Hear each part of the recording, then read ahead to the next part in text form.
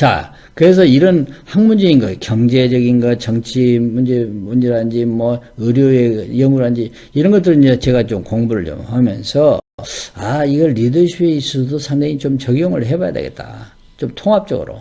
그래서, compassionate rationalism. 아까는 compassionate conservatism에 있는데, conservatism 대신에 저는 rationalism을 더 집어넣은 거죠. 리더십을,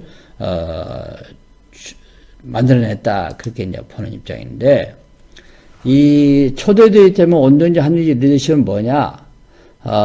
제가 이제 정의를 내렸습니다. 뭐라고 내냐면은, 합리주의를 기반으로 하면서도 상황에 따라 온정을 베푸는 리더십이다.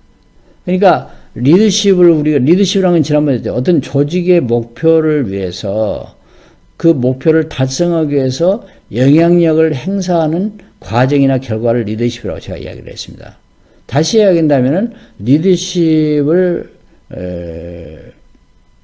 베푸는 그 과정에서 리더십을 수행하는 그 과정에서 합리주의를 기반으로 하면서도 이성에 입각한 합리주의를 기반으로 하면서도 상황에 따라 온정을 베푸는. 그럼 어떤 상황이냐?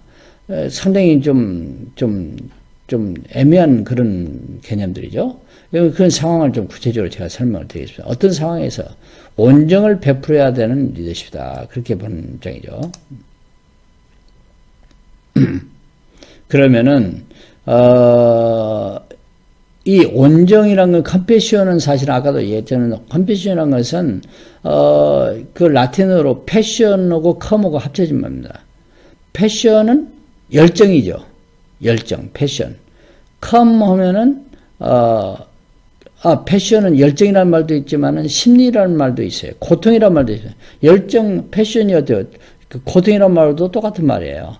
누가 열정을 가지면 고통이 뒤따르잖아요. 뭘 하고자 하는 열정이면 고통이 뒤따릅니다. 이 열정이 없으면 뭐 고통도 없는 것이죠. 근데 come 하면은 together이라는 뜻입니다. 그래서 come은 그러니까 열정을 같이 한다. 또 고통을 같이 한다. 그것이 이제 온정이라는 뜻이죠. 다른 사람에 대한 고통을 같이 하는 게 온정입니다. 예. 그런데 그러면은 그런 다른 사람의 고통을 같이 하는 그런 온정을 언제 베풀어야 되느냐? 어떤 상황이냐?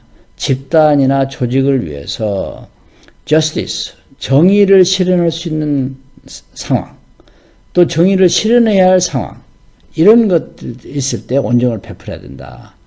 equality, 평등성을 추구할 수 있을 때, 실현할 수 있을 때, equity, 이건 공정성을 실현할 수 있을 때, 실현해야만 할 때, 이때에 온정을 베풀어야지, 다른 데 베풀면은 그건 의미가 없다는 거다. 뭐 아무 시도 때도 없이, 뭐, 그것이 부정의한다든지, 불공정한다든지, 불평등해야지 하는데, 그때 온정을 베푸면 그건 안 된다는 의미가 되죠.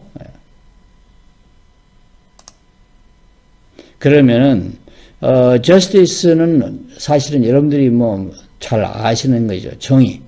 정의. 뭐 결과가 정의롭다, 뭐 현 정부에서 그렇게 이야기하는데, 정의에 대한 개념은 상당히 어려운 개념입니다.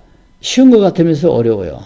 그러다 보니까, 많은 학자들이 이야기했는데, 저는 이제 세 사람만 일단 소개를 해 드릴게요.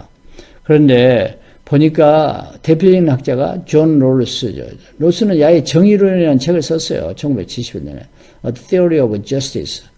정의를 이야기했고, 또 레이놀드 니버 같은 1932년에 Moral Man and Immoral Society 해가지고 Functional Inequality, 기능적인 불평등성을 이야기하면서 정의를 이야기했고, 마이클 샌들은 여러분이 잘 아는 2009년에 Justice, 정의론을 이야기했었죠.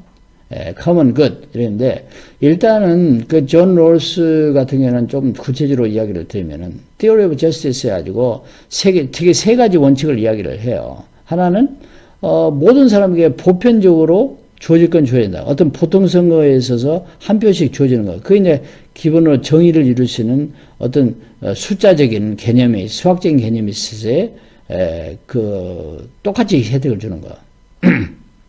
두 번째는 존 롤스의 의학 같으면은 두 번째는 모든 기회를 특정한 기회를 동등하게 줘야 된다는 그런 의미다.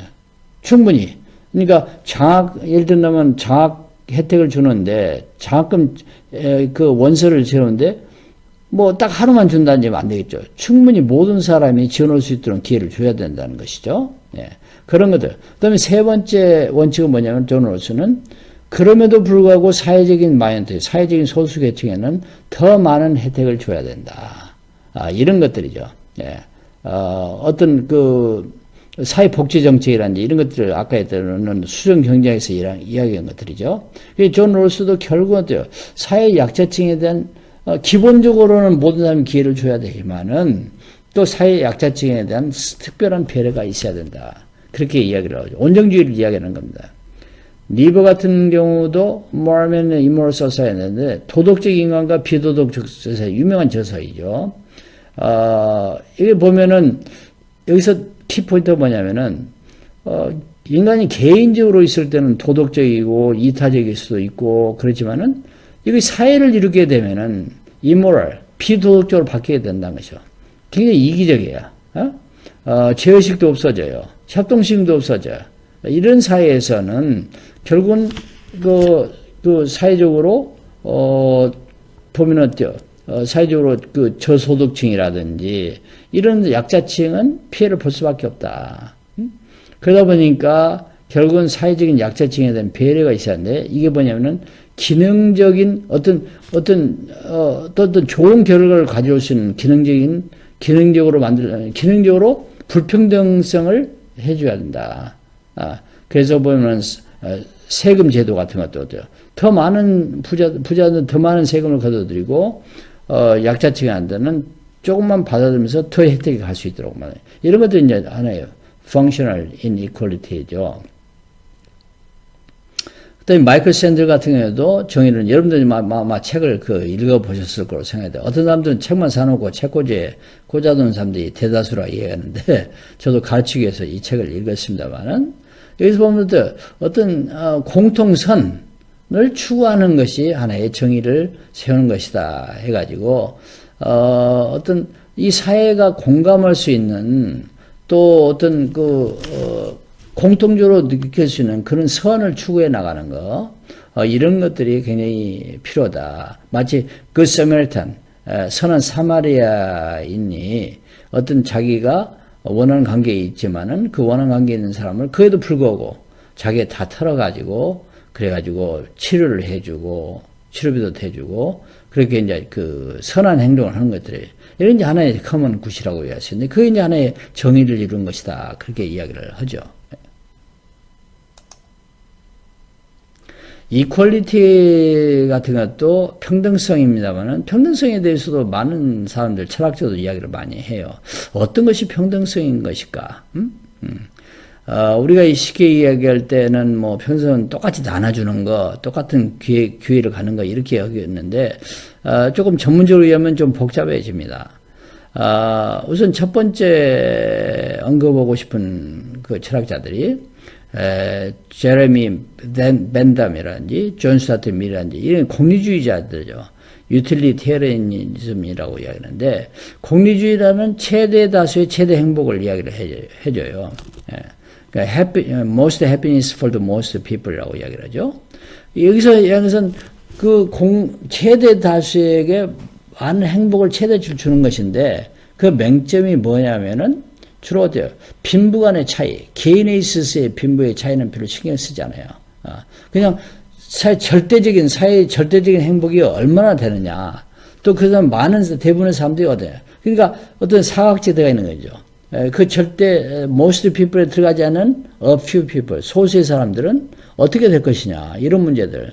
그래서 어쨌든 공리주의 입장에서도 그런 것들이 하나의 평등성을 만들어내는 것이다. 그렇게 이야기를 하고 있고요.